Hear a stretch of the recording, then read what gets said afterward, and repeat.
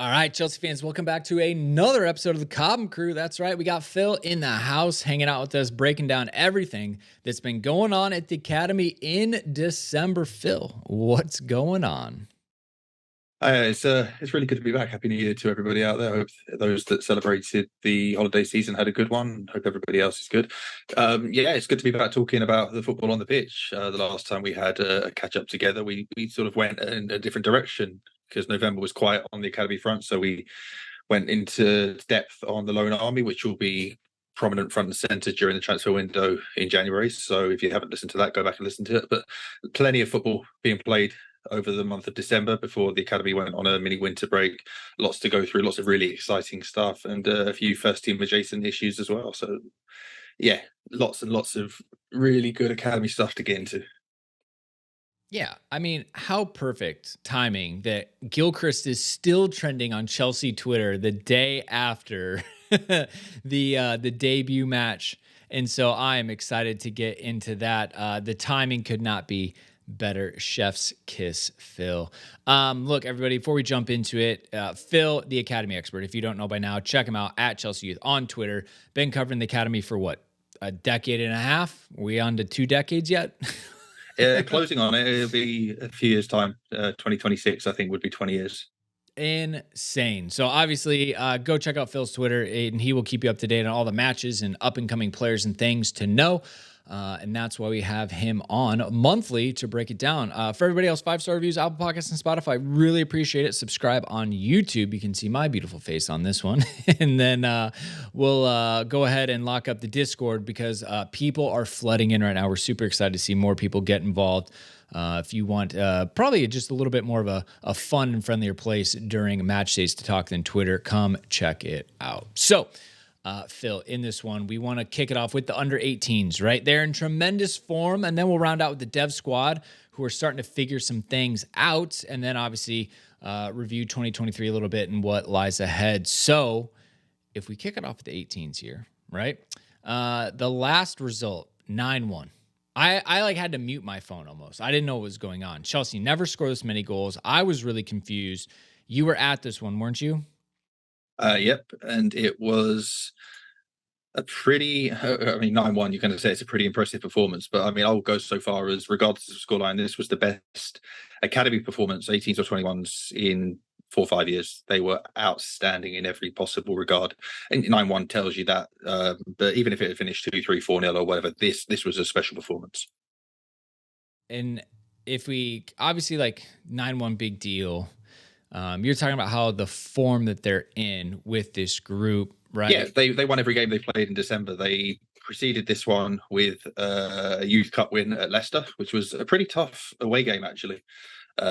Leicester are a capable team, if not spectacular, and they made life hard for Chelsea, despite going behind after 30 seconds or so. Chelsea ran out 3-1 winners in the end, goals from Donnell McNeely, Michael Golding, and Shem Mayoka, which line up a fourth round tie against Everton in the new year. But they followed that up. The 17s went to Crystal Palace and won 3-0 in the 17s Cup to make it to the quarterfinals. And then the 18s had back-to-back league games just before Christmas, the 9-1 against West Brom and a 3-2 against Southampton. Two completely different matches, but two of the best performances of the season for different reasons we'll discuss. Well, I am happy to do all of that. So again, with this squad right now, they're in the South Conference. For those of you who don't know, at the 18 level, it's broken up South and North. So we're in South, obviously London side. We're in third place in the table. Tottenham up top with 24 points. West Ham with 22 points, and Chelsea are in third with 21 points. But we've only played 9 matches, so we actually have 2 in hand on Tottenham and 1 in hand on West Ham. So obviously a win takes us essentially to the top. And so, Phil, if you set the high level, looks like they're in a good spot. Overall record, 7 wins, no draws, only 2 losses, and a goal difference of plus 17. Obviously, 8 of those coming in one match. Yeah, they positioned themselves really well, knowing that they had this Southampton game was a game in hand as well. So they know that everything's in their hands now. If we're only midway through the season, so it's a little bit early to start talking about title aspirations, but that's what they want to aim for. They want to win everything they're playing for. The West Brom game was special, just not so much because of the quality of the technical performance. They were outstanding, but it was the appetite and the desire to constantly improve and to constantly press the issue and to make things happen. You could be satisfied going in 4 or 5 up at halftime. They were 5-0 up at halftime, and just cool your brakes on the second half. You're playing Saturday, Tuesday, so let's ease it there. But they didn't do that. They were 5-0 up at halftime, having really spent the first 15 minutes or so trying to figure out West Brom, who are a good team themselves, much like Leicester. As I said, they're not necessarily spectacular, but they're very well coached. They are competitive. They'll have good games against good teams. Might end up finishing mid-table here and there, but they've also got a really strong record of academy production that Chelsea themselves have availed themselves to in the last few years in bringing in Keanu Dyer and Leo Cardoso, both from Midlands. And they once they figured it out, they didn't let up. It was a hat trick from Shimaoka, 2 from Daniel McNeely, 1 from Frankie Runham, 1 from Harrison McMahon, 2 from Chinoso Chibueze. It could have been more, but I posted some of the clips of the goals on my Twitter feed if you look back through mid-December, and it was just quality after quality team goals. It was front to back, it was left to right, it was involving 7 or 8 outfielders. Harrison Murray Campbell was nominally playing as a right back, but inverting into central midfield in a 3-2 build-up, and he was running right. He was playing as a central midfielder, an attacking midfielder, got a couple of direct assists, a couple of second assists, and every single player did themselves the world of justice in that game. It was as good as you can possibly want. And I think Hassan Sulaman said as much afterwards in his review of it. It was really something to behold. And the match is available on the Fifth Stand app to watch back for free for those of you who haven't. But I would encourage you to go and pay it some attention, because there was a lot to take away from not just this performance, but it's what the academy are doing, the sort of players and the profiles they're developing, and what a Chelsea team should look like, in my opinion, at least. Now, if we jump forward 3 days to the Southampton game, it was the same 10 outfielders. You're not going to change a 9-1 team. A few of them got rested. They went off after 60, 65 minutes, but they just changed the goalie for this one and said, right, are we going to go again? And this was a completely different performance, and rewarding and positive for different reasons. They were 2-0 down at half time, struggling, 10 minutes to go, still not really going their way.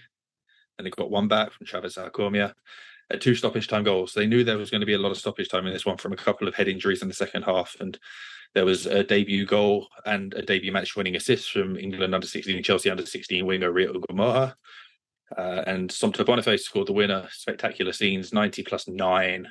And to have that spirit and resolve and drive to rescue what looked like a lost cause and a situation that was beyond them. And they could have lost a lot of momentum and a lot of positivity after the 9-1 by suffering a rare home defeat before Christmas. We talked about having games in hand to leave the title chances in their power and in their hands. So to fight back, and once they got 1, you got the sense that the momentum was turning. They got 2, and you're in stoppage time at that point. You think, all right, it's 2. We could take the point here and be happy with it. But they kept going and kept going and kept going. Southampton could have scored again in stoppage time, but Chelsea were like, no, we're going to win this. Sparked wild scenes of celebration, and a really good way to sign off a very, very positive first half of the season. Obviously, it's been busy with all the other matches taking place, but any senior staff or players at matches recently that you've been to? Not necessarily, just because of the way that it goes, but not nobody from Pochettino staff, for example. But Neil Bath is always around taking in the games. Various people will pop their heads over here and there. Joe Shields has been around. Again, it's not necessarily something that any of Pochettino's staff absolutely have to do week in, week out. It would be nice to see him at a game at some point. But again, the demands of the men's first team schedule in December and the travel that Chelsea have faced means that sometimes these games don't work out. Chelsea play Southampton here at 1 o'clock on the Tuesday, and the men's first team were hosting Newcastle the same evening at Stamford Bridge. So it wasn't ever going to be that sort of situation. But there's a buzz around the academy. There usually is, but it's a little bit different again now. We know we've had a few fallow years in comparison to some of the dominance and the trophy hauls that they picked up in the 2010s, and there's a recognition that they want to get back to that level, and there's a little bit of buzz and recognition building that this team is onto something this year. And for most people, I guess It's probably, they're a little bit further away from the first team. They're younger, obviously most, teenagers at this point. But I, always ask around when I see kind of what the vibe and sentiment is. But it's hard, to ignore this group when, as we said, right, 7-0-2, absolutely doing well. 34 goals for, 17 against with that plus 17.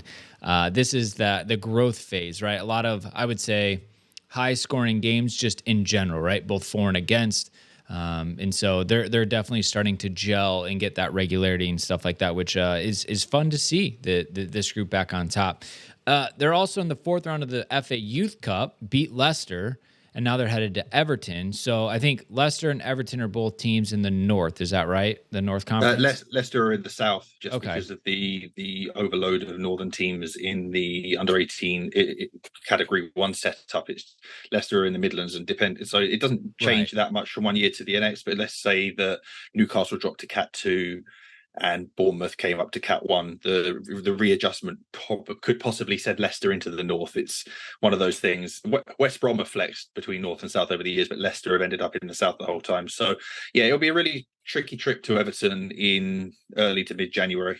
As we record, the date isn't set yet. It has to be played by the 20th, though.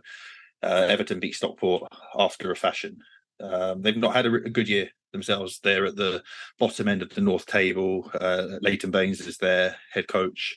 But again, we know that Everton are an academy that will constantly put out good quality players into the game. Chelsea took Ishe Samuel-Smith from them in the summer because we know about Everton's financial issues. The game will be at Goodison Park. They'll bring in the best players who've already gone up to the 21s like Chelsea do.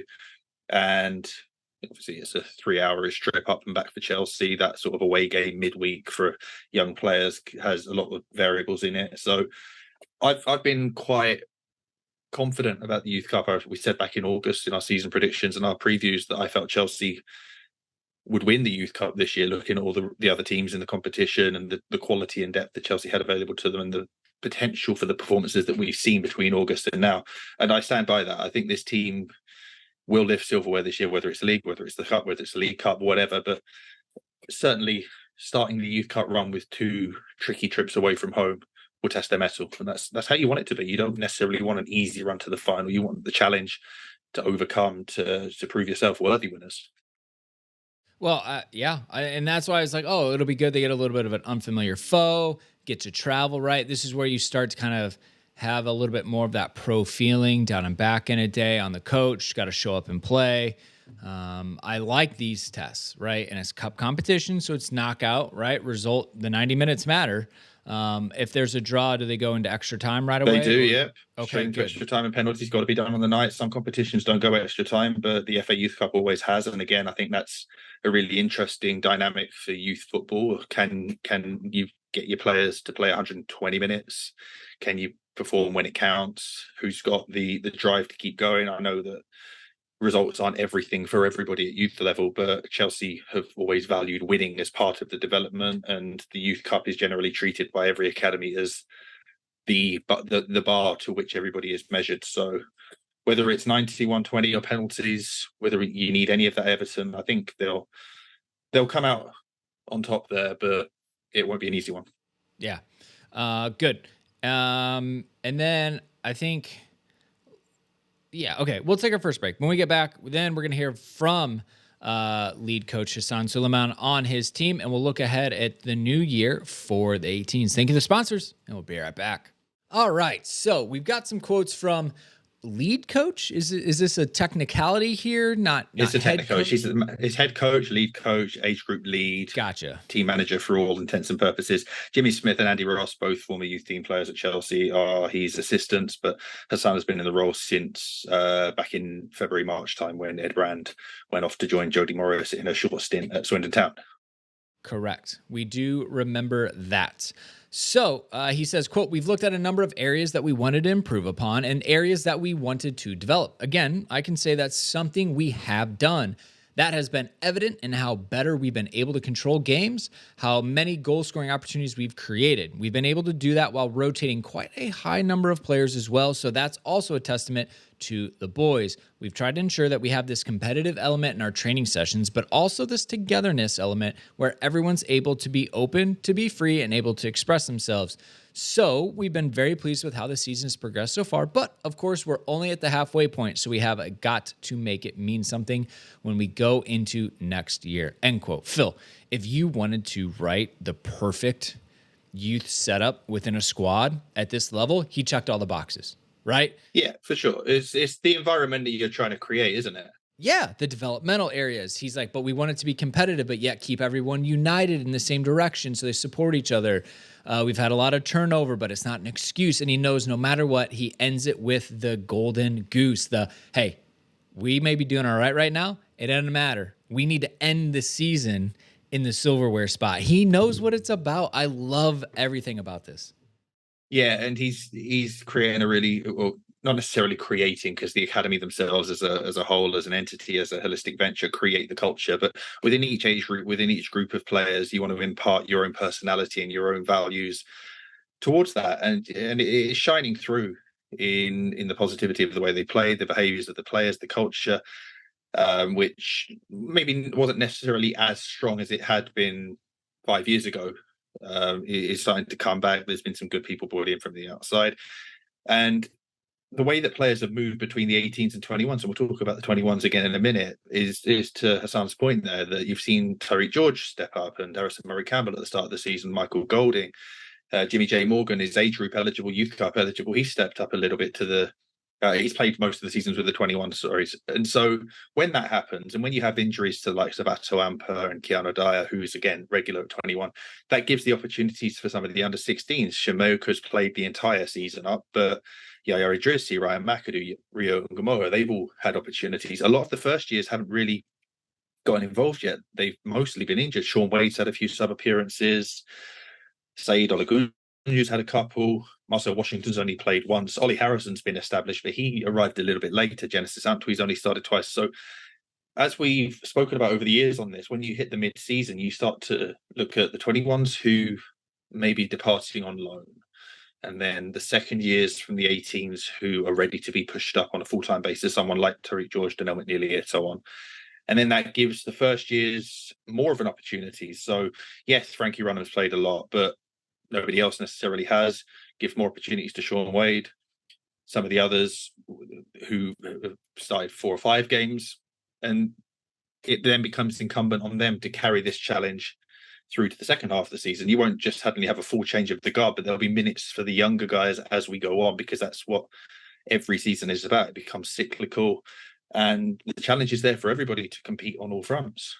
We want to win 1 trophy, 2 trophies, 3 trophies. That's what it's about. Start pushing players up the age groups, into the men's first team, into the professional environment, and continue that production line of success. Well, I tell you what, the way that we're just moving the ball forward, that they're growing and developing. Because last season, remind me again, how did last season go for this group? And granted, there's been a lot of turnover, like we talked about. Could have been better. They were knocked out of the 18s Cup at the semi-finals. They were knocked out of the Youth Cup. Very disappointing. The away to Cambridge in round 4, and they were well off it in the league. West Ham ran away with the southern section comfortably. They were 17 points from Fulham. Chelsea were 20 points behind them, finishing 4th. 11 wins from 22 games, which is good, but not outstanding. To that point, they've already won 7 this season from their first 9, well on course to exceed that 11. They've definitely stepped up, not just in terms of the league table and in results, but the performances of the second years. They've taken ownership. They've developed. They've progressed. They're all making steps and impressions at 21's level and ticking all the boxes, basically. Right. So that's kind of my point too, is how quick that turnaround has been for this group. And I think that's something, as we've done this for a while now, we tend to see, right? Like we don't stay down very long, right? The team is very quick to turn around. They fix things and grow and develop. And I think that that's just so impressive with this group, no doubt. All right. Well, like I said, if we look ahead, right, and see what's going on in 2024, crazy to think about that already. It's a month of away games. Yeah, that's what I was about to point out. It's like the Road Warriors in January. They've got 4 matches and none at home. And plus the Everton Youth Cup game away. There'll be 5 group trips on the road. 3 of them are relatively local, but they start the year away to Leicester, where they were back at the start of December in the Youth Cup. So same venue, same pitch, hopefully the same outcome. Then a rearranged trip to West Ham, a rearranged trip to Reading, and a regularly scheduled trip to Southampton. So Southampton and Reading are both roughly an hour from Cobham. West Ham probably a little bit further just because of the logistics of getting around to East London over the river and so on and so forth. But they'll be challenging. West Ham are having another decent season. Reading are very capable. And we saw the Southampton game we've just been talking about. This is the reverse fixture. They were very competitive and pushed Chelsea all the way to the 99th minute of action. Looked like they were going to win it for a long time. So it's not an easy start to the new calendar year. 5 games away from home. There'll be it's kind of in contrast to the 21s, which we'll get onto in a minute. They've got a month of Friday home matches. So there'll be some juggling of the squads and working out who goes where. But this is back to the point that we've been talking about and what Hassan was saying. This is where you go and prove yourself. We're in a good position now. Things are going well. Everything's in the team's control to go on and realize the ambitions and goals and silverware they want to win this year. And January is the sort of month you go and do it. This is where you go and prove yourself. You're not going to have the home comforts. You're going to be traveling. There's going to be things that make you uncomfortable. It doesn't matter. Go out and win. Go out and continue to develop and to prove that you deserve to take the next step up the ladder. Right. Especially, it's like I said, 5 matches in this month. You got 3 in a week. We're gonna get to see a little bit out of this group, right? And that's what we want. That's what we like, getting chances to watch them grow and go from there. So excited to see how it goes. But we're going to continue on with the dev squad. But I guess I'll pause, Phil. Anything else we maybe missed or that you do want to touch with the 18s before we move on to the devs? No, only it will segue nicely into the dev squad that as we get into January, we'll start to see some of the players we've just been talking about over the last 10, 15 minutes move into the development squad. And some of the dev guys we're going to talk about will be projected to go on loan or have opportunities to move on elsewhere, because that's what usually happens in January. It's a bit of a time for upheaval across the board. You want to move players onto the next stage. You can only do certain things for certain loans at certain times of the season, and that's when we move up. So the 18s will remain competitive, and the best players who are eligible will still be around for key portions of the season, certainly key fixtures. But this is the time where you start to evolve a little bit and move along to the next stage of the journey. Right. So in summation, 18s, high flying, bounce back after last season, in contention at the top, continuing in the FA Youth Cup. So good news all around. Dev squad, little different. It's and there's reasons why, which is what I love about you, Phil, is you are Mr. Context when it comes to this. If you look at the PL2 table, Chelsea are in 14th place, right? And that's out of 26 teams. So it is a much, much bigger table. I feel like the table wasn't always this big, Phil. Is that right? Did they kind of consolidate when they went to U21 and teams were losing their academies and stuff? So last summer, they decided to go with their version of the Swiss model, which is what the Champions League is becoming in 24-25 onwards, which is everybody in one table. You will play some teams at home and some teams away for a 20 game season. So you don't play everybody of the 25 potential opponents. The top 16 make the playoffs. So while Chelsea are 14th at the moment, they would, as standings are today, and they've got a game in hand on teams above them, they would be involved in the postseason, which is a whole new thing for everybody involved. There's been a concept of playoffs before at under 21 level, but usually just a semi-final and final stage, not a Sweet 16 bracket that whittles down to a final. And that's something that I think a lot of clubs will approach differently as we move on, because as long as you can ensure that you're in, then you can afford to play around with opportunities and not necessarily, no one's going out there to lose a game. But for example, if you've got a priority fixture in another competition with another age group in that same week, you can work your fixture list to say, right, this one here, we probably not going to win it.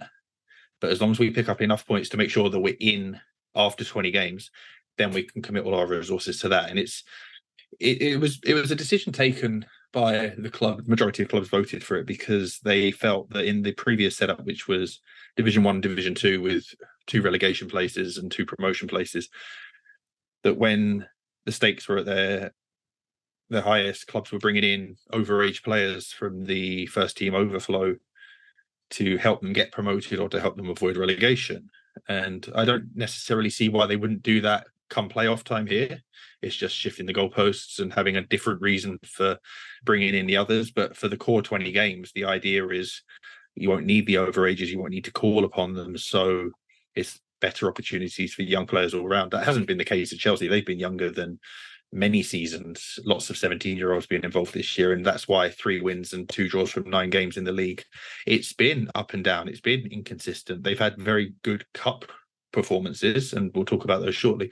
The league hasn't been quite there yet, but they've been better than their record shows. And the league game just before Christmas away to Liverpool kind of speaks to that. They lost 2-1 to a stoppage time goal in particular, but both goals were the product of Chelsea mistakes, but mistakes that were made in an educated way. It's not something I tend to agree with, but they were both mistakes playing out from the back, trying to build in possession.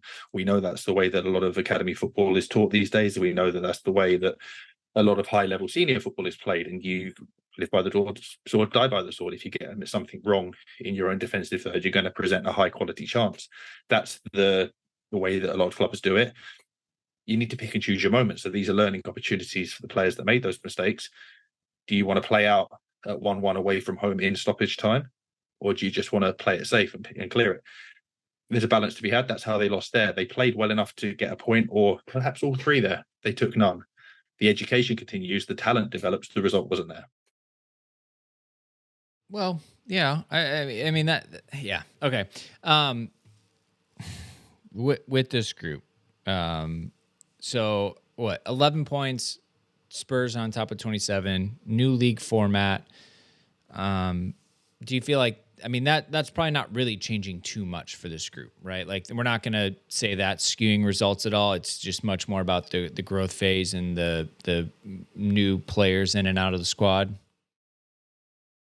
Yeah, we started the preseason with a tour of a bunch of local non-league teams, and they were competitive, but not for the full 90 minutes. And that's been a story that Mark Robinson's been talking about in some of his communications with the club website over the last month, that they've played a good 60 minutes or a good 70 minutes and been in winning positions or in positions where they can take a point, and then not seeing that through. And some of that is age, some of that is experience, some of that is just trying to build a cohesive team. There's been a lot of change around. There's been players that come in from the outside from other clubs. It's an interesting season to have watched unfold, because when they've been good, they've been very good, and when they've very rarely been bad. They've just not been consistent, apart from the cup competitions, which to some extent are against teams that you'd expect them to be, but not necessarily. And I think if they kept this group together as it is now for the rest of the season, that cohesion and consistency would come, because you're not integrating Jimmy J. Morgan or David Washington or Alex Matos, who are all really, really, really good players, but you're integrating them into a different group, along with a bunch of guys who come up from the under 18s and are playing at this level regularly for the first time, like Billy G. And then the others, like we spoke about earlier, Tariq George and Donnell McNeely, and players who are stepping up, who are still youth team eligible. There's a lot going on. But to our point 5 minutes ago, this group's now going to change again. And you just almost approach each match in a silo. It's okay, these are the players we have available to us right now. Some of them have been training with Mauricio Pochettino's group for the 3 or 4 days preceding a match. It's a very fractured group, generally under 21 level. Work with what you've got. The principles of how the academy want to play are there. The framework could be changed. This was a team that played mostly three at the back until late November, and they switched to a 4-2-3-1 because Robinson was saying these are the players that we now have. This is the shape that suits them better. This is what we're going to go with. And performances have been pretty good for the last month. The results good in the cups, not so much in the league. And I think you just take each game as a proposition by itself right now. Get enough points to get you in the top 16 out of 26, which I think Chelsea should be able to do. Enjoy a cup run. Continue to push players into the men's first team squad because they've been on the bench. They haven't necessarily gotten the opportunities that they deserve, but maybe those will come. We've seen Alfie Gilchrist get a debut. We've seen Alex Matos have a debut. We have seen David Washington get on the pitch. There are some other players that we're going to talk about later who deserve that to come next. But it's not so much like the 18s. The 18s group is generally quite well defined. It's the 16s, the first years and the second years. Whereas from one game to the next, you could have 30% of your matchday squad change for the dev squad, and that's what makes it quite a really interesting team to watch. By interesting, I certainly don't mean bad. They've produced some really, really good performances, some outstanding goals, and some really exciting talent. It's about putting this into perspective, into the context that you talked about, of why they've won 3 games out of 9 in the league. They've been better than that, even if they haven't been spectacular like Tottenham have. They've won 9 out of 9 at the top. That's a Tottenham team that Chelsea ran very close away from home against them back in October. I think when you get to May, you see where Chelsea end up this season. I think it will be looked upon as a positive year's work, regardless of the actual standings. And again, wouldn't this be like a weird year because of the insane amount of injuries that the men's first team has had? That is affecting this group more than usual. Is that? Yeah, I think it is. It's fair to say, not just necessarily because they're unavailable for matches, but it's how you splinter the group day-to-day training. They're all age group eligible, but if you're only training with the players that you're playing with at matchday -1 because you are needed in the men's first team, and the men's first team always takes precedence and superiority and seniority at the club because that's where everyone is going to on the men's side of the game. The opportunities to train with elite talents are vital and valuable, but there is an overhead in how it affects the under 21s. Doesn't mean it's bad, doesn't mean it's good. It's just another factor that you have to consider. Right. Fair. And that's what I'm thinking of. Is like, we talk about how disruptive it's been for the men's first team, all these injuries and rotation, and we see a sub, and we don't have like for like subs. Every time we make a sub, it changes the formation. It trickles down, right? Obviously to the dev squad more than the 18s to your point, but I just wanted to kind of bring that point home here. So appreciate that. That helps. We're going to take a last ad break. When we get back though, we have cup competitions with this group. So excited to move the conversation there. So thank you to sponsors, and we'll be right back. All right. Silverware is where it's at, Phil. We got the Premier League Cup just beat Luton 2-1. It was back in 12th of December. How does this fit in with everything else going on? You got PL2. Now we got the PL Cup.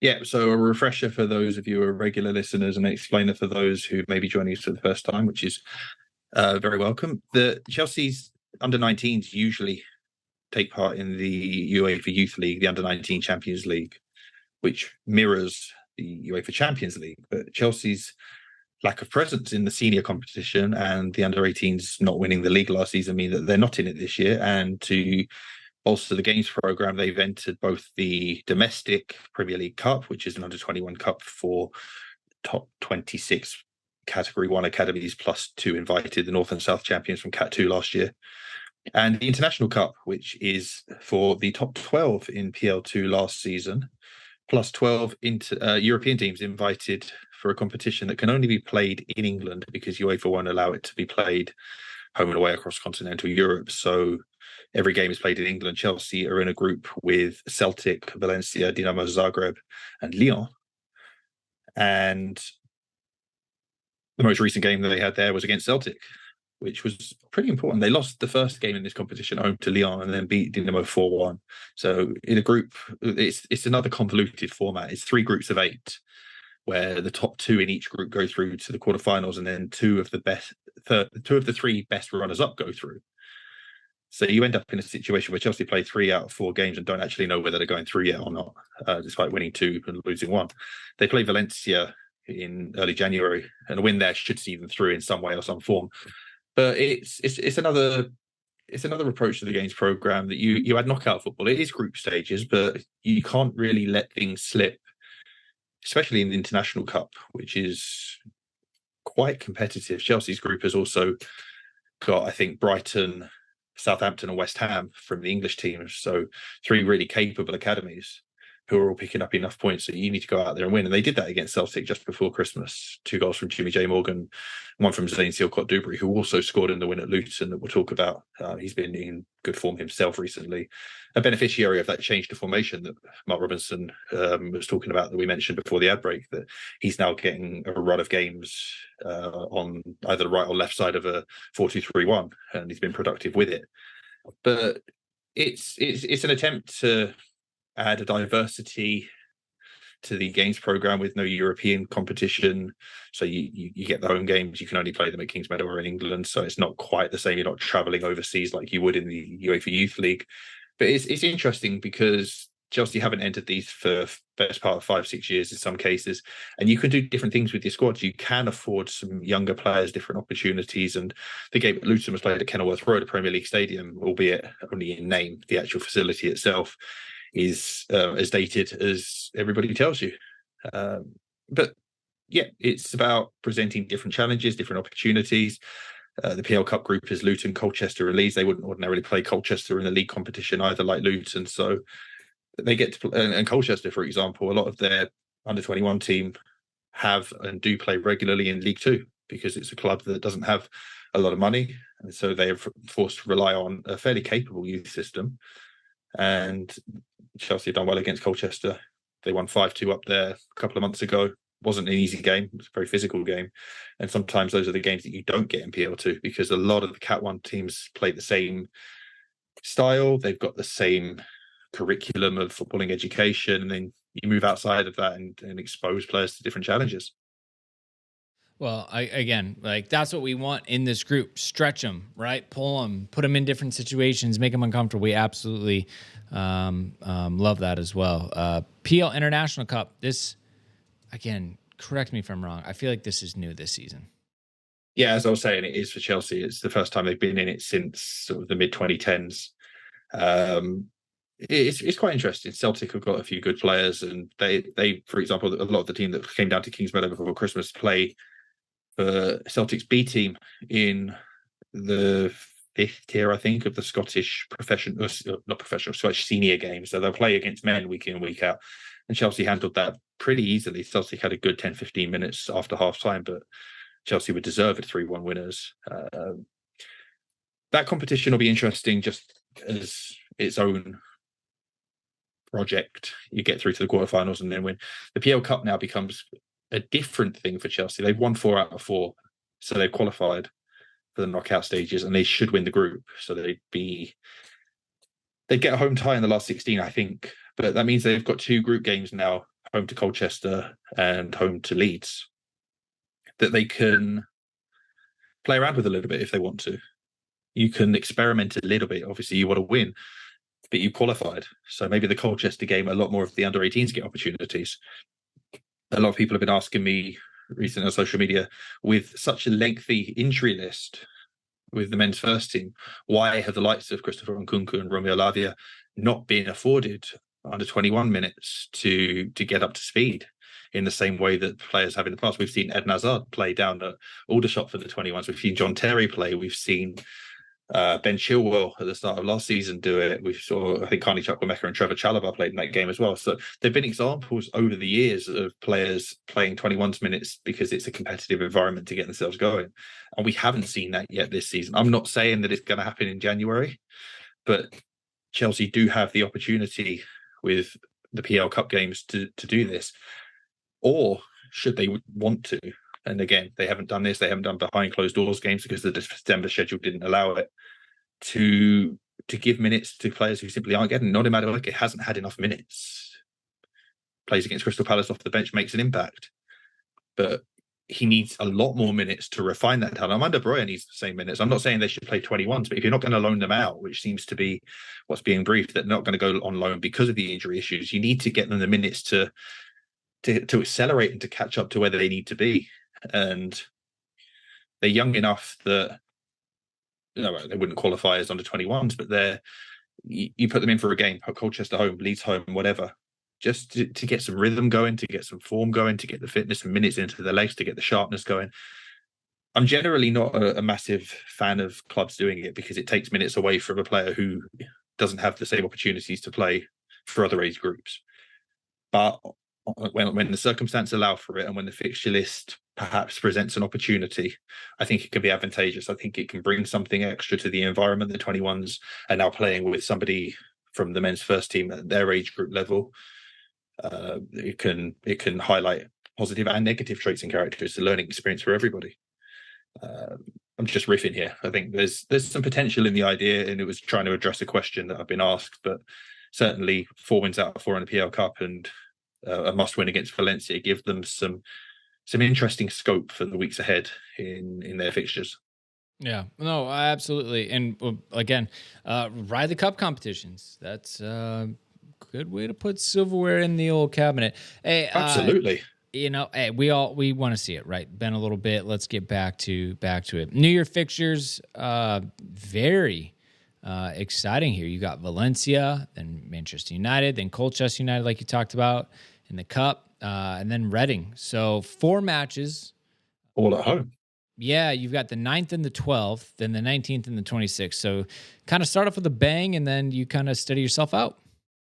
Yeah, and so the 18s have got a month on the road and the 21s have got a month at home. As I said earlier on, it's going to be interesting to see how they handle that. The Colchester game is mid-month, which will, as suggesting, if you wanted to use that as an opportunity or a vehicle to get some minutes into players either coming down from the men's first team or coming up from the 18s, it projects itself well. It's in the middle of a busy month for everybody. Theoretically, at least, it should be the easier of the 4 games. No disrespect to Colchester, but they're the only Category 2 academy in an otherwise Category 1 month. And certainly, we're talking about consistency and trying to build results and the challenges that the 18s face in now having a month of away games. Can you maintain that?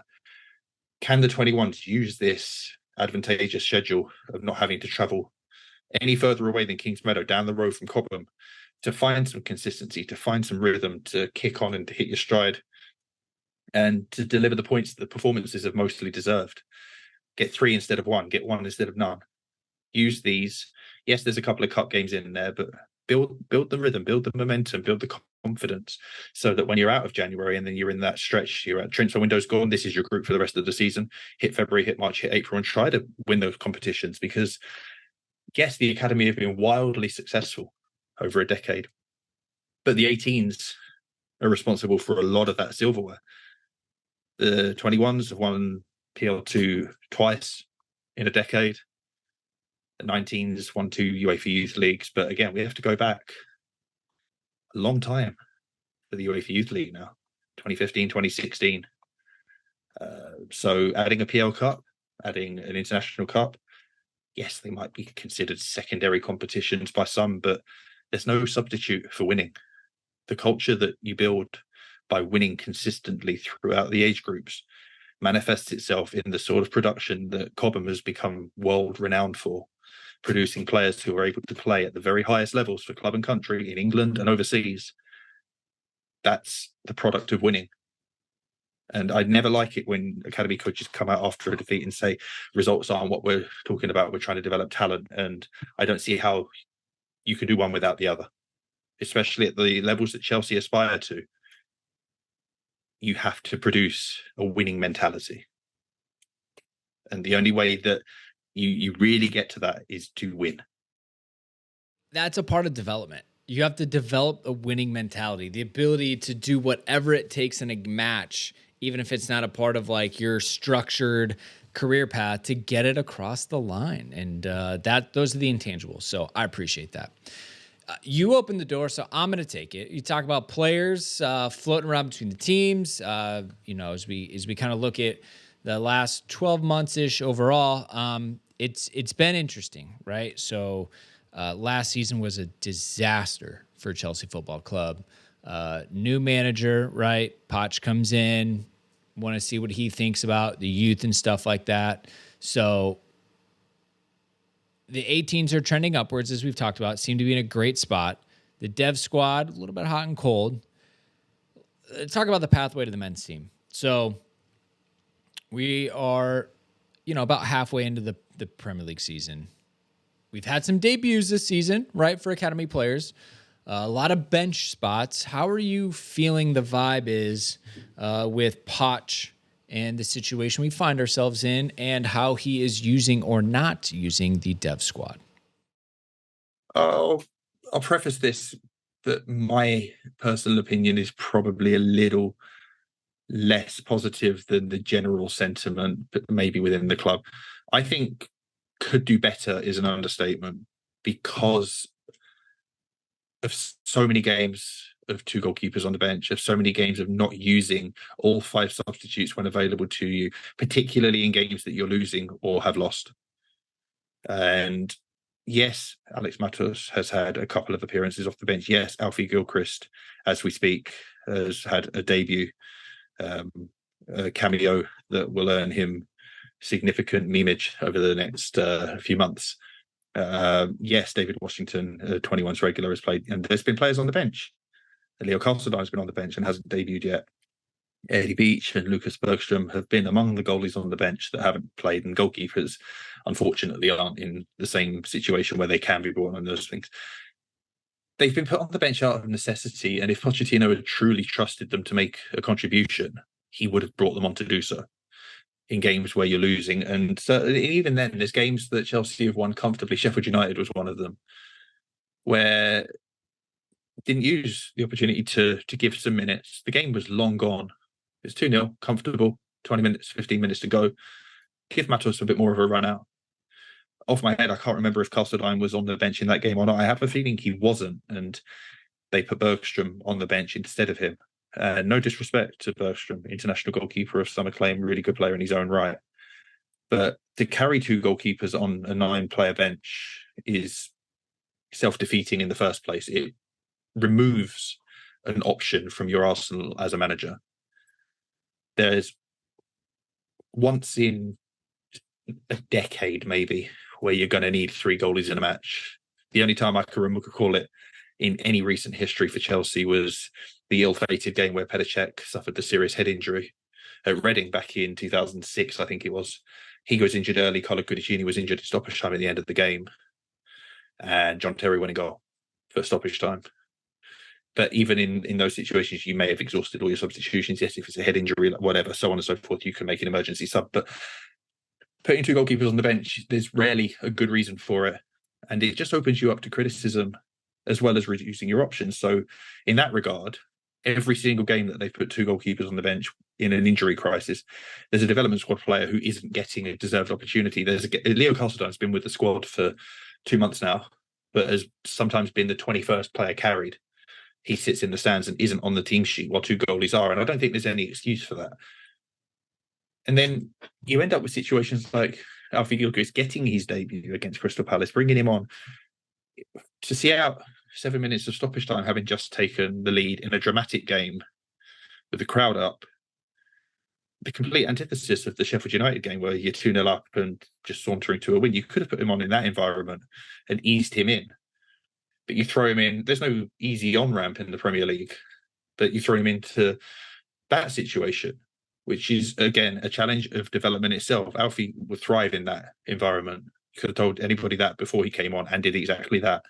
It's the inconsistency of behaviour that I've not been a fan of.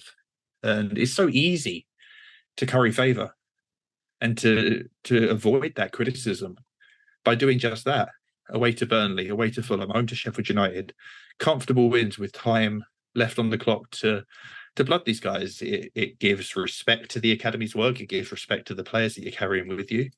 But if you don't do it, it then answers the question. If you've got them on the team sheet in a match day squad, do you trust them? And if you don't trust them, why are you naming them in the first place? Because then you're saying indirectly or directly in some cases, I don't trust you yet. Do you belong here? And that that's the inconsistency that I don't like, and I haven't heard a good answer for. The two goalies on the bench, there's generally an answer for that. I disagree with that. This is the first team group. The men's first team group is a closed group. We will bring a third goalie with us to every game in case of injury to somebody in the warm up. There is somebody always there. May as well put them on the team sheet. But I don't like the consequences of that for all the reasons I've just said. I think the general vibe around the pathway is okay. Could be better. A lot of players have had an opportunity to train this year. A lot of them have trained really well. There's been talk. We spoke a couple of months ago. Ronnie Sutter spent some time training with them. Impressed. Lots of influential figures on that side with the quality of the finishing. Alex Matos is generally seen as the best trainer, or the top 2 or 3 trainers every time he's on the pitch with the senior pros in the men's first team. And that speaks to why he's been on the bench more often than not and had the 2 substitute appearances. That's valuable in and of itself, but then it has to be followed up by meaningful opportunities to play. And those opportunities come around so infrequently. They had a League Cup tie at home to Wimbledon, where the press conference beforehand, Pochettino talked about some really young guys, 16, 17-year-olds being in the squad. They were with the squad on the day: Michael Golding, Harrison Murray-Campbell, Ishe Samuel-Smith, Travis Akumea, and I think there was somebody else. And only Ishe Samuel-Smith got on the bench. So you talk a good game and then don't deliver. And again, no disrespect to Wimbledon, they played really well that night, and it took Enzo Fernandez coming off the bench to score a goal to win that game. But you don't get to play against League Two teams all the time. They've got Preston in the FA Cup. Preston are a good championship team, but Chelsea have players that they will loan to championship teams or aspire to. That's another opportunity that isn't going to come along every week, and you need to use these to demonstrate that you do trust the academy and that the pathway is open. So while we've seen some green shoots of positivity, I think there's a lot more that Pochettino can do. All right. I'm going to let that one breathe for a second, right? There's I did go on a little bit. That's all right. You get the sense that that's been waiting to be unloaded for a while.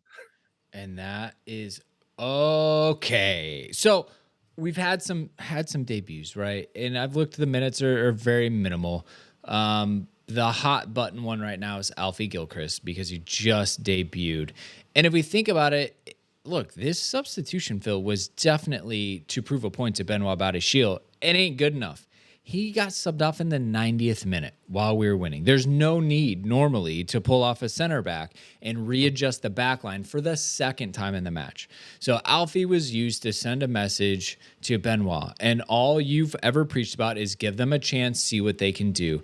And Alfie took his chance. Now, threw in a tackle, threw his head at a ball. Other than that, though, the one thing that a lot of people have picked up on, and I think we all saw it, was he immediately came on and communicated, was pointing with visual communication, and then was talking with his verbal communication to make sure everybody was on. He was not going to let anything slip by in the minutes he was on the pitch. And my, oh my, was his work ethic just through the roof. Now, granted, it's 90th minute. You can burn it out, right? There's no no worries about maintaining your levels throughout a long extended time. But you and I were talking about Alfie Gilchrist this summer at preseason. I remember being at the Maryland match and talking to you about Alfie, and his positioning and his ability to read the game was superb in that I guess second to last preseason match. And so anything you want to kind of add in to paint a more specific picture of Alfie? I know in the match review pod, I talked about how he'd been captain at every single age level on his way through Chelsea. He's practically born at Cobham, it feels like. Yeah, so a couple of things. The fact that he came on and was immediately himself is a credit to him, but also to the environment that he's coming into. There's a quote that I'm going to paraphrase from Paul McGuinness, who was a long-time youth coach at Manchester United, just oversaw the development of so many top-class pros. And it was, whether it was from him or whether he quoted somebody else, it's basically along the lines of, when your number is called, make sure that you're ready. Because it's not necessarily going to be called again, or at some point you've got to go out there. If you get 1 minute, if you get 10 minutes, if you get 45 minutes, go and show this is you. Be ready. And if you can be authentically yourself in that experience and play your game, then that gives you the best chance of success.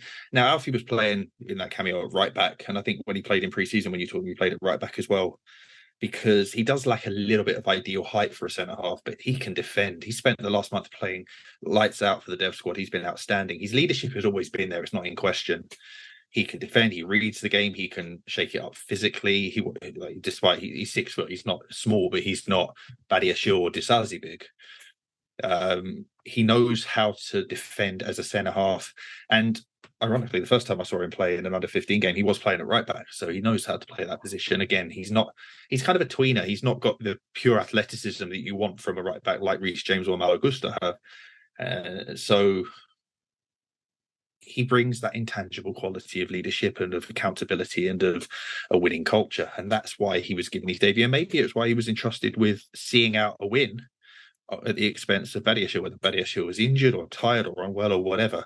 A decision was made. We're not going to see the game through and just nurse Badiashile through. We're going to trust Alfie to do it.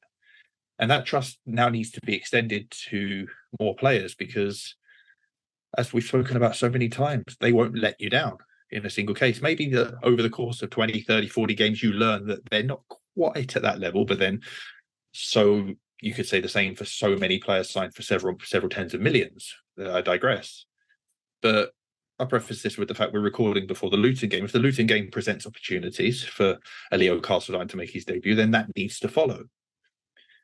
Delighted for Alfie, wonderful kid. And then you see the reaction after the game from so many people connected to the club, but particularly those that have trodden the road and the path ahead of him.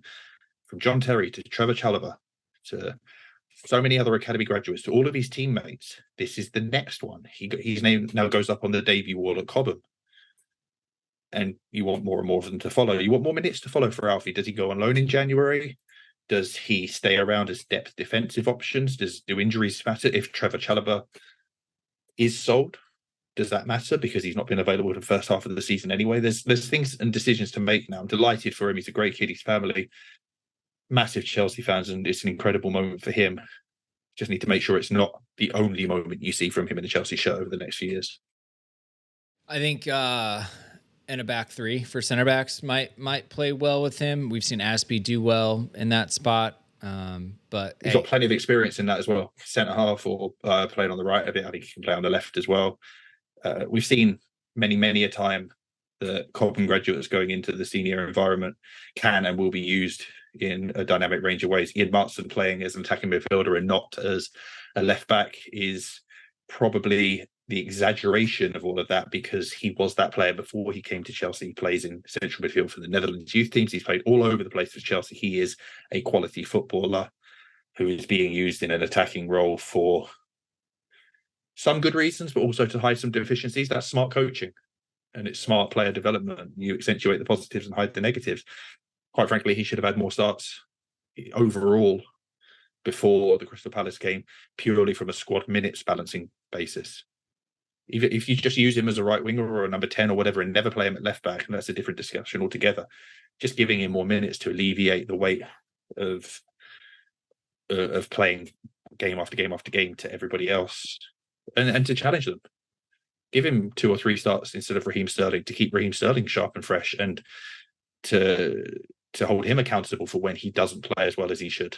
And I'm generally a fan of Sterling. He's played really well at times this season. There's games where he hasn't, but it's just a bigger picture of how I'd prefer to see things. You've got him in your squad. You've turned down a bid from Burnley in the summer for a reason. Use him.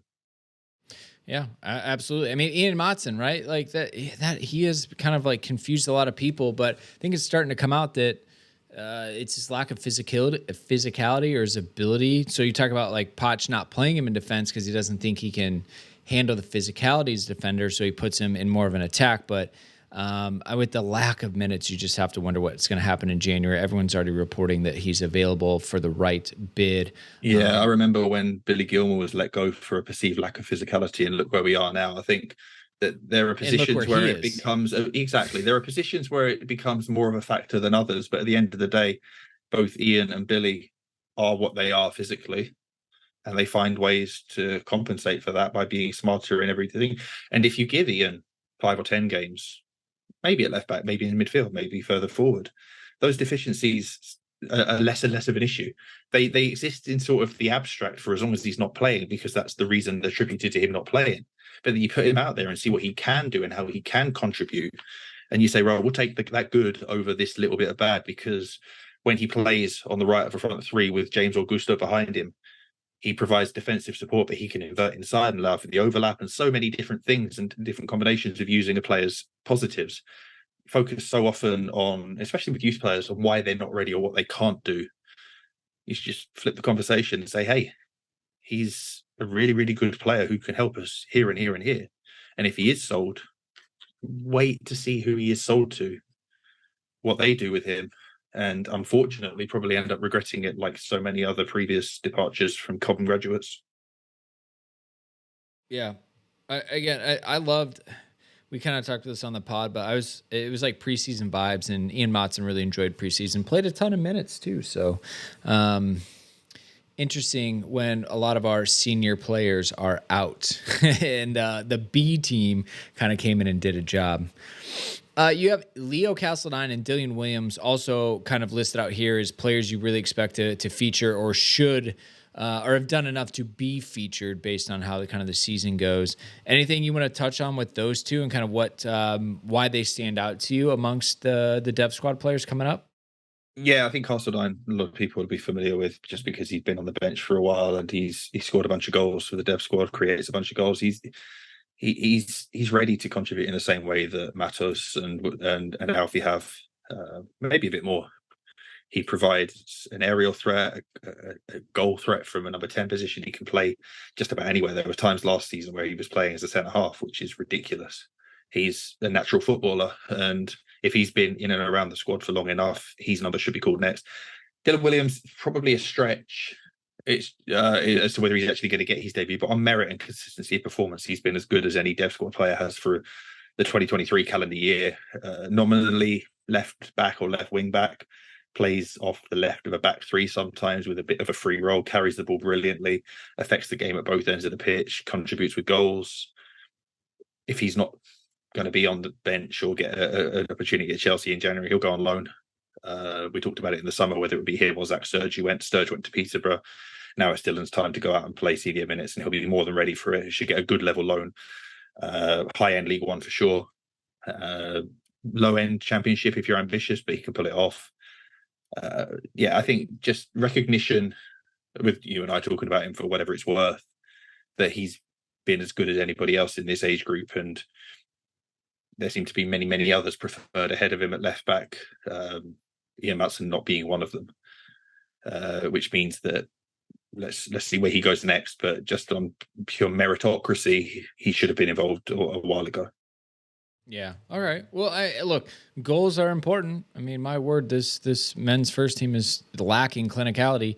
Damn near leading the league in XG created.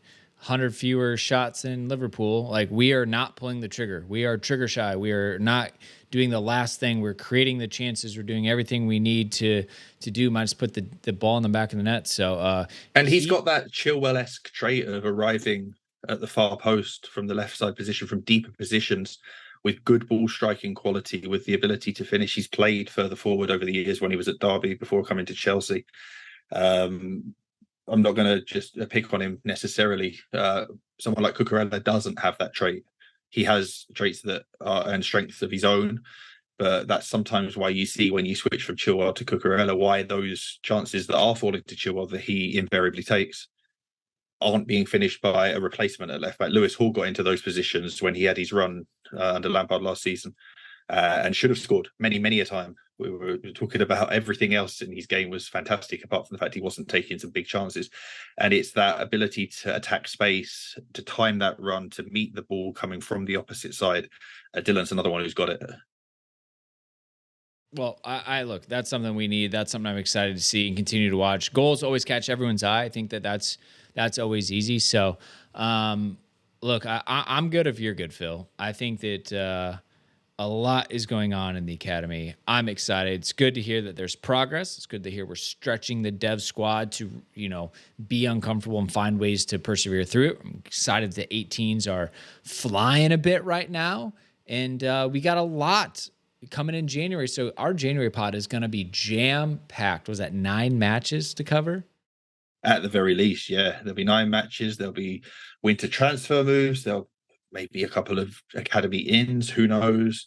Hopefully, a couple more men's first team debuts to talk about. It's going to be a pretty busy month, and yeah, when we next catch up, it might run longer than this one. All right. Well, again, L Things Academy at Chelsea Youth Phil. We appreciate you so much. The context is key. There's a lot to pay attention to in January. Hopefully, they continue to show live streams, even if we have to pay for them. Access is enjoyable when we get it for this group. Otherwise, Phil live tweets the matches. You're so generous. You're so generous, Phil. I'd honestly be doing it, and I was doing it, whether it was an audience of 10 or 100 or 100,000 or however many it is now. It's always going to be there. I love it. All right. Well, Chelsea fans, more content coming at you this week. As always, remember, go check out the Discord. Go check out YouTube. Support us in free ways if you can. And if you want to get deeper involved, we've got options. So that's going to wrap us. Until next time, Chelsea fans, you know what to do. Keep the blue flag flying high.